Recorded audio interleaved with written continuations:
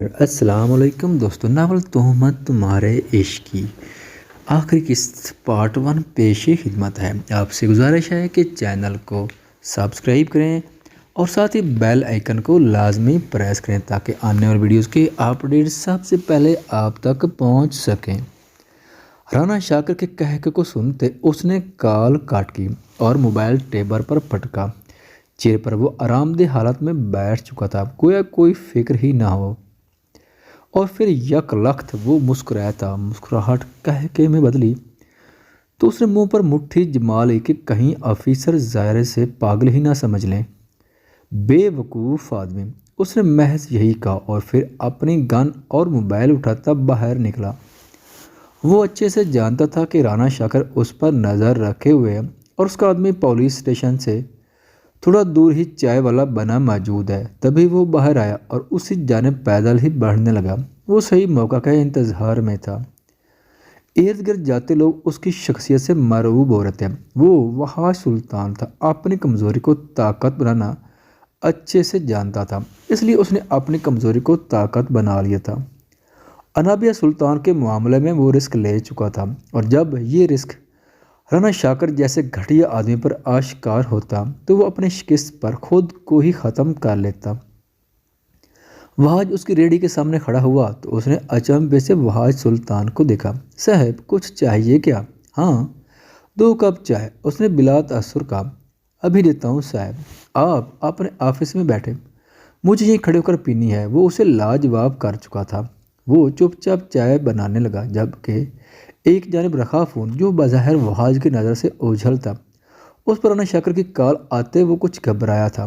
تمہارا فون آ رہا ہے، وحاج نے ارد گرد دیکھتے لاپرواہی سے کہا۔ جی تمہارا فون آ رہا ہے، اسے اٹھا اور کہو کہ ایس پی وحاج پولیس اسٹیشن سے نکل چکا ہے۔ وحاج نے اب اس کی آنکھوں میں دیکھتے سنجیدگی سے کہا، جبکہ اس آدمی کا چہرہ ایک پل کے لیے سیاہ پڑ گیا تھا اور اگلے ہلے میں وہ بھاگنے کے لیے پر تولنے لگا، لیکن اپنی کمر پر اسے کوئی سخت چیز محسوس ہوئی جو اس کو رکنے پر مجبور کر گئی تھی۔ جلدی فون اٹھا، انسپکٹر جاوید کے کرختگی سے کہنے پر اس نے فون اٹھا کر کان سے لگایا اور سانس بحال کیے بولا۔ وہاں رانا شاکر کو خبر ہوئی تھی اور یہاں وحاج سلطان نے اس کے ہاتھ سے فون لیا تھا۔ اس نے فون لے کر پاکٹ میں ڈالا اور انسپکٹر جاوید نے اس آدمی کی گردن دبوچی تھی۔ اسے لاک اپ میں اچھی سے چائے بنا کر پلانا، میں ذرا رانا شاکر کی چائے پانی کا انتظام کر کے آتا ہوں۔ اس کی آنکھوں میں جنون سمٹ آیا تھا اور یہی جنون رانا شاکر کی موت کا سامان بننے والا تھا، لیکن اس سے پہلے اسے اپنے اس جنون سے ملنا تھا جو اس کے انتظار میں یقیناً ہلکان ہو چکی تھی۔ بیٹھ جاؤ انابیہ، وحاج آ جائے گا۔ انابیہ کو چکر کاٹتے دیکھ کر وہ خفگی سے بولی۔ بیٹی کی دیوانگی انہیں صاف نظر آ رہی تھی۔ مام آپ سب چھوڑیں، آپ کریں نا، انہیں کال ایک بار آ جائے پلیز۔ اور وہ ہنسی ہوئی۔ وہ شبنم بیگم کے ہاتھ تھامے بولی تو انہوں نے اچنبھے سے اسے دیکھا۔ تمہیں نہ میں ڈاکٹر بنانا چاہتی لیکن میں دیوانی بن گئی، وہ قدر میں شرما کر بولی، لیکن اس کا یہ دل برانہ انداز شبنم بیگم کے چہرے پر مسکراہٹ پھیلا گیا۔ پاگل لڑکی، ناشتہ کر لو اور کچھ دیر سو جاؤ، رات سے جاگ رہی ہو۔ مام آپ کو میں انہیں کال کرنے کا کہہ رہی ہوں اور آپ کہہ رہی ہیں میں سو جاؤں۔ وہ چڑھ کر گویا ہوئی۔ ہاں کیونکہ وحاج نے کہا تھا کہ وہ رات کو آئے گا ماما، اور چیخی، جبکہ شبنم بیگم مسکرائی تھی۔ بیٹا وحاج نے منع کیا تھا، وہ ٹھیک ہے نا؟ انابیہ گھبرائی تھی۔ گڈ مارننگ اینڈ السلام علیکم۔ شبنم بیگم کے بولنے سے پہلے لاؤنج میں بھاری گمبھیر آواز گونجی۔ انابیہ نے موڑ کر دیکھا تو سامنے ہی وہ شخص پولیس یونیفارم میں ملبوس، ہاتھ میں ریڈ روز کا بوکے لیے کھڑا تھا۔ انابیہ کی گویا جان میں جان آئی تھی۔ شبنم بیگم پہلے حیران ہوئی اور پھر مسکراتی اس کے جانب آئے، نرمی سے اس کے سر پر ہاتھ پھیرا۔ وحاج جھمپا تھا، بوکے لانا تو آسان تھا، لیکن شبنم بیگم کے سامنے اسے عجیب لگ رہا تھا۔ اپنی سنجیدہ نیچر کی وجہ سے یہ سب اسے نہایت آکورڈ لگا تھا، جبکہ انابیہ تو اسے دیکھتی ٹھہر گئی تھی، لیکن پھر بوکے کو دیکھ کر اس کی دھڑکنوں میں ارتعاش برپا کیا۔ اسے امید بھی نہیں تھی کہ وہ کبھی ایسے اس کے لیے پھول لائے گا۔ اب اپنی بیوی اور میری پاگل سی بیٹی کو آپ خود سنبھالیے گا، کیونکہ مجھے ہاسپٹل سے کئی کالز آ چکی ہیں۔ تو میں نکلتی ہوں اور انابیہ وہاج کو ناشتہ کروا دینا۔ جی مام۔ انابیہ نے بمشکل لب پھیلایا۔ شبنم بیگم داماد کی کیفیت سمجھ چکی تھی، تبھی وہ انہیں تنہائی فراہم کرنا چاہتی تھی۔ ان کے جاتے ہی انابیہ نے ارد گرد دیکھ کر خود کو کمپوز کیا۔ کوئی مجھے کہہ رہا تھا میں سڑیل اور خشک مزاج ہوں، اس نے بھی یہاں وہاں دیکھتے کہا تو انابیہ کی آنکھیں پھیلی اور پھر حلق تر کیا۔ آپ نے سب سن لیا؟ اس نے ہلکی سی ابرو اٹھائی اور سہمے انداز میں پوچھا۔ ہم۔ وہ قدم لیے آگے آیا۔ میری اتنے دنوں کی چاہتوں سے بھی تمہیں لگتا ہے کہ میں خشک مزاج اور سڑیل ہوں؟ اس کی بے باک سرگوشی پر وہ نظر چرا کر رہ گئی، جبکہ دل ویسے ہی بے قابو ہوئے جا رہا تھا۔ خیر کوئی بات نہیں، فرصت میں بتاؤں گا، فی الحال یہ پھول قبول کرو۔ اس نے بوکے آگے بڑھایا۔ یہ میرے لیے ہے واج؟ اس کا سنجیدہ چہرہ دیکھتی وہ بوکے تھامے پوچھ بیٹھی۔ لایا آنٹی کے لیے تھا، لیکن پھر آنٹی کی بیٹی پر نظر پڑی تو اسے دے دیا۔ اس نے شانے اچکائے کہا تو انابیہ کو بلا وجہ غصہ آیا۔ طنز کرنا تو کوئی آپ سے پوچھے۔ وہ خفگی سے بولی اور پھولوں کو سونگھتی گہری سانس بھر کر اس کی خوشبو میں کھونے لگی۔ نہیں، میں اپنی یہ انفرادیت کسی کو دکھانا نہیں چاہتا، کیونکہ تم پر طنز کے تیر چلانے کا مزہ ہی الگ ہے۔ اس نے ادائے بے نیازی اپنائی تو انابیہ پھولوں کو بھولے اسے دیکھنے لگی۔ وہاج آپ بھی نہ، اس کے چہرے پر پنہاں شرارت دیکھتی وہ منہ بنا کر رہ گئی۔ وہاج آپ کتنے اچھے ہیں، یہ پھول میرے لیے لا کر آپ نہیں جانتے آپ نے مجھے کتنی بڑی خوشی دی ہے۔ ویسے تم یہی کہنا چاہتی تھی نا آج؟ پر وہ شوق پن پر آمادہ تھا۔ اس نے وہاج کو تعجب سے دیکھا۔ خوش فہمی، وہ ناک سکڑتے بولی اور ایک بار پھر گلاب کو ناک کے قریب لائے۔ اس کے لب ان پھولوں کو چھو رہے تھے اور وہاج اس کا چہرہ دیکھتا خود کو پرسکون کر رہا تھا۔ اسے کچھ ہی دیر میں نکلنا تھا، لیکن جاننے سے پہلے وہ انابیہ کو ریلیکس کر کے جانا چاہتا تھا۔ خوش قسمت پھول ہیں یا بد قسمت میں جو یہ لب ان پھولوں کو میسر ہیں۔ وہاج کی بے باک سرگوشی پر پھولوں کی طرح گلابی پڑی۔ وہاج کیا ہو گیا آپ کو؟ اس نے بمشکل بوکے سنبھالے لرزتی پلکوں پر قابو پائے کا ہر بار بتانا ضروری ہے کیا؟ آگے بڑھ کر اس نے انابیہ کو کمر سے تھام کر اپنے پاس کھینچا اور اس کی پیشانی پر لب جمائے۔ اس دوران وہ بوکے لے کر ٹیبل پر رکھ چکا تھا۔ اس کا یوں اچانک قریب آنا اور پھر یوں شدت سے چھو لینا، وہ ایک پال کے لیے کانپ کر رہ گئی تھی۔ پھولوں کی مہک کی جگہ اب اس کی پرفیوم کی خوشبو اس پر حصار باندھنے لگی تھی۔ وہاج کوئی آ جائے گا؟ اس کی گستاخیوں سے گھبراتی وہ بامشکل کہہ پائی۔ تمہاری ماما خود ہمارے لیے راہ ہموار کر کے گئی ہیں، انہیں پتہ ہے کہ ان کا داماد انہیں سے ملنے کے لیے کتنا بے قرار تھا، اس لیے وہ ہسپتال چلی گئی تاکہ ہم دونوں۔ انابیہ بے سختہ اس کے منہ پر ہاتھ رکھا اور اسے آنکھیں دکھائے، لیکن اس کی ہلکرے لیتے جذبوں نے انابیہ کو بخلایا تھا۔ آپ بہت بے باک ہو گئے۔ مجھے پہلے والے وہاج ہی اچھے لگتے تھے، یہ وہاج تو میری جان پل پل ہلکان کر لیتے۔ اس نروٹے پن سے آج پھر شکوہ کیا تو وہاج کو ہنسی آئی۔ وہاج نے کمر کے گرد گرفت مضبوط کی اور اسے بالکل اپنے سینے سے لگایا اور اس کے منہ پر رکھے ہاتھ کی انگلیوں کو نرمی سے چھو لیا۔ وہاج اگر دوبارہ آ گیا نا تو تمہاری جان ایسے ہی چلی جائے گی، اس لیے شکر ادا کرو وہاج سلطان بدل چکا ہے، ورنہ وہاج سلطان اور یوں جذبے لٹائے محبت جتائے ناممکن ہے۔ انابیہ نے سہم کر اسے دیکھا، لیکن اس کی آنکھیں مسکرا رہی تھیں، تبھی وہ کچھ حد تک ریلیکس ہوئی تھی۔ وہاج سلطان جذبے محبت صرف ایک پر لٹا سکتا ہے اور وہ میں ہوں، باقی کسی پر جتا کر تو دکھائے۔ اس نے بہادر بنے اسے کہا تو وہ مسکرایا۔ اس کے دل فریب مسکراہٹ نے انابیہ کو کئی ثانیے ماحول سے ماورا کیا تھا۔ مجھے جاننا ہے، لیکن تمہارے اندائیں مجھے میرے مقصد سے ہٹا رہے ہیں، تو کس نے کہا جائے؟ وہ نظر چراتے بولی۔ جاننا بھی ہے تو ضروری ہے، کچھ مجبوریاں کچھ فرض راہ میں ہے۔ کیسی مجبوری، کیسے فرض؟ فرصت کے لمحات میں سمجھاؤں گا، ابھی مجھے جاننا ہے۔ اگر میں نہ جانے دوں تو؟ اس نے ہونٹ گول کیے۔ تو پھر بھی چلا جاؤں گا، کیونکہ فرض کی راہ پر ہر رشتہ بعد میں آتا ہے اور وہاج سلطان فرض نبھانے کو اہمیت دیتا ہے۔ انابیہ کی آنکھیں ڈب ڈبائیں۔ یقیناً وہ سچا ملک کا محافظ تھا۔ مجھے یوں رو کر رخصت کرو گی تو میں ہار جاؤں گا، اللہ نہ کرے وہاج۔ اس نے اس کی شرٹ کو تھاما تو پھر انرجی ڈوز دو تاکہ میں کامیاب اور سرخ رو ہو کر لوٹ سکوں اور تمہارے سب سوالات کا جواب تفصیل سے دے سکوں۔ بہت بے شرم، اور کچھ پل بعد وہ بولے، اور کیا؟ وہ قریب جھکے، سر گوشانہ پوچھے۔ وہ انابیہ کی بکھلاہٹ پر بڑھا رہا تھا، اور مجھے پتہ نہیں، وہ چڑھ کر بولی۔ تو وہ آج مسکرایا، کیسا انرجی ڈوز؟ انابیہ نے آنکھیں بڑی کیے پوچھا۔ پھولوں کو تو خوش بختی عطا ہوئی تھی، اس کا زومانی انداز، اور انابیہ کو لگا وہ گر جائے گی۔ اس کی بے باکی پر وہ کس مسائے، ٹانگیں بے جان ہوئیں، لیکن فواج نے اسے سنبھالا ہوا تھا۔ لیکن مجھے پتہ ہے کہ میں تمہارے معاملے میں بہت شدت پسند ہوں، اور یہی شدت پسند آج کسی کی جان پر بھاری پڑے گی۔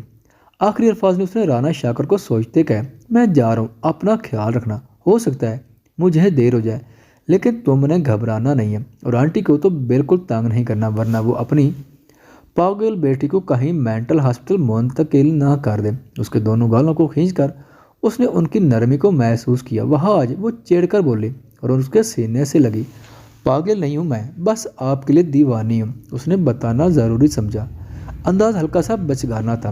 تو یہ دیوانی کوئی کرم نوازی کرے تو مجھے پتہ چلے کہ انابیہ سلطان وحاج سلطان کے معاملے میں کتنی جنونی ہے۔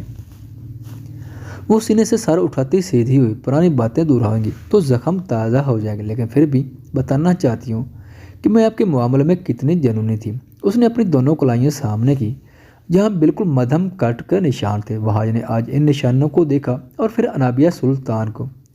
یہ جنونیت تو پرانی ہو چکی ہے، کوئی نئی داستان۔ اس نے دونوں کلائیوں پر اپنے گستاخ لبوں کی مہر لگائی، اور اس کی جنب مخمور آنکھوں سے دیکھا۔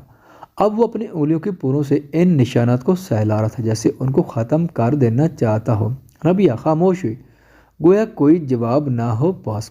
دیر ہو رہی ہے، مجھے جاننے سے پہلے جواب چاہتا ہوں، ورنہ کہیں دیر نہ ہو جائے، اور میں لوٹ کر نہ آیا تو خبردار، جو آپ نے خود کو ایک خروچ بھی آنے دی۔ اس نے دہل کر وحاج کی شرٹ کو مٹھیوں میں جکڑا، آنسو لفظ پورے ہونے سے پہلے ہی باہر نکلا۔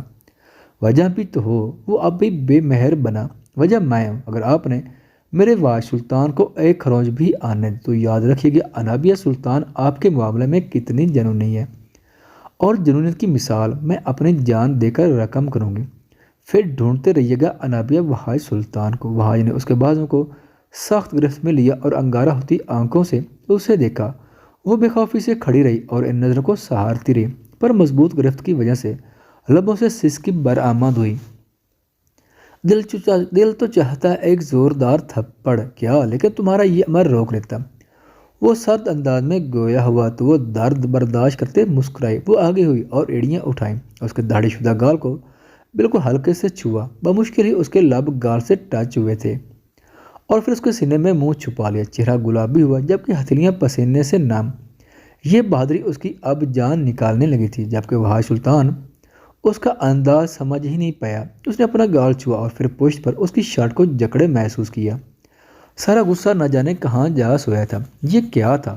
اس نے انابیہ کو سیدھا کرنا چاہا، لیکن شرٹ کو سختی سے مٹھی میں جکڑ لیا۔ ابھی وہ ان آنکھوں میں نہیں دیکھنا چاہتی تھی۔ جواب تو دو لڑکی، یہ کیا تھا؟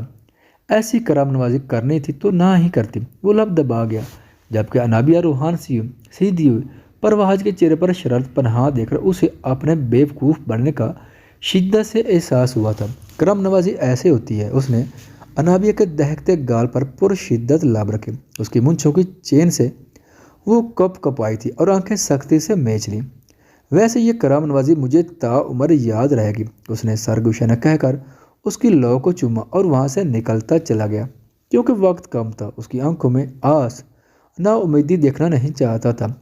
وہ اس وقت کمزور نہیں پڑنا چاہتا تھا، اس لیے اس کی آنکھیں کھولنے سے پہلے وہاں سے چلا گیا تھا۔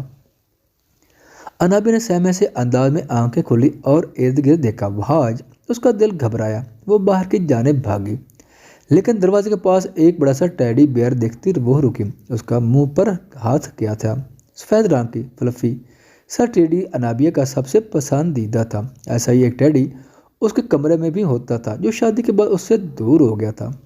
اس کی آنکھیں بھیگنے لگی۔ اس شخص کا ازالہ کرنے کا انداز بہت منفرد تھا۔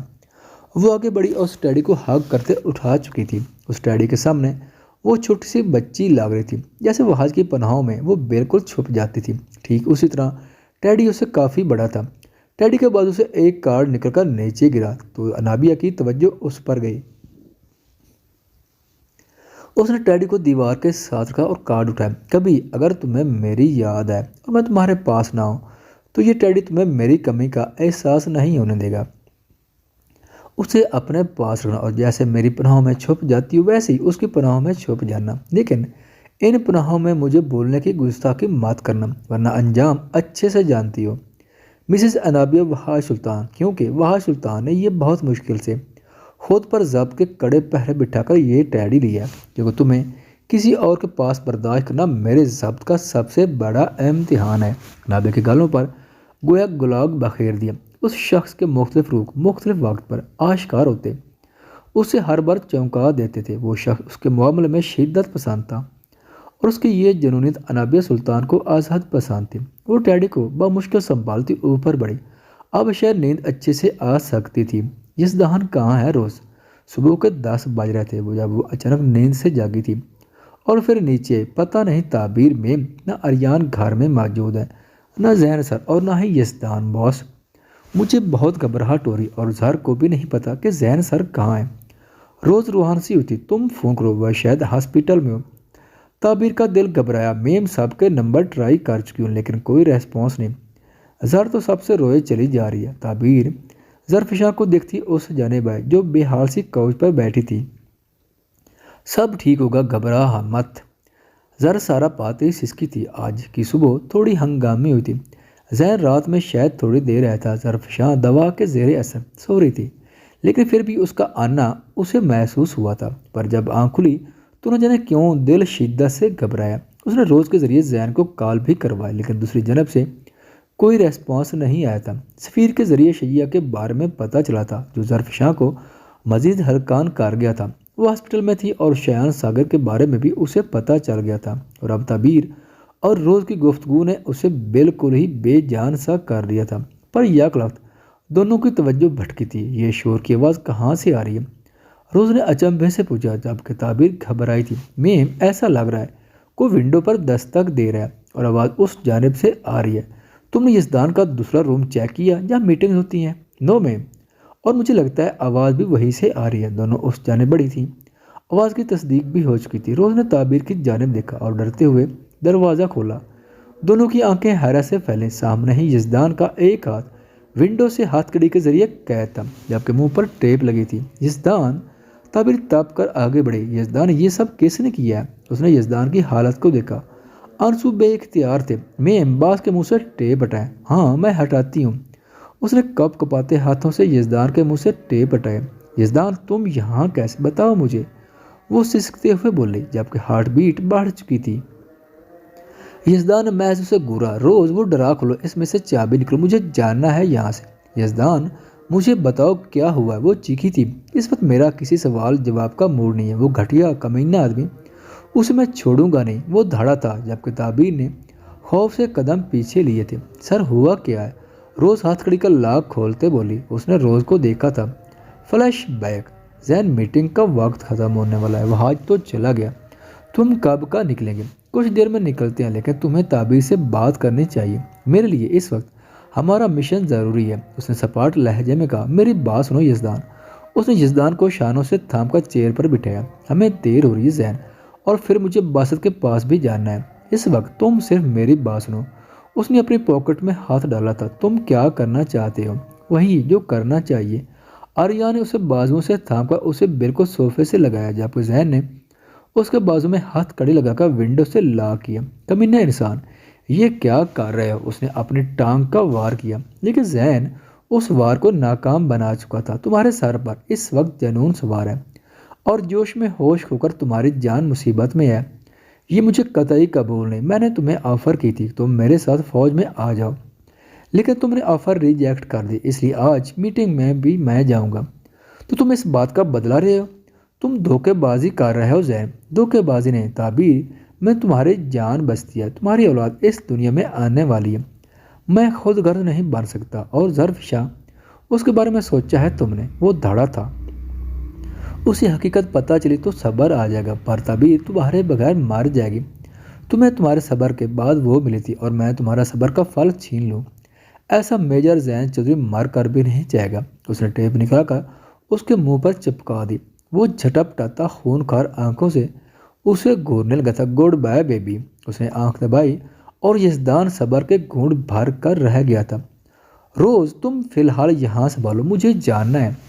وہ تعبیر کو صاف نظر انداز کیے وارڈ روب کی جانب ہے اور وہاں سے گان لیتا واپس مڑا جب تعبیر اس کے راستے میں آ کھڑی ہوئی تھی۔ آنکھوں میں خوف تھا۔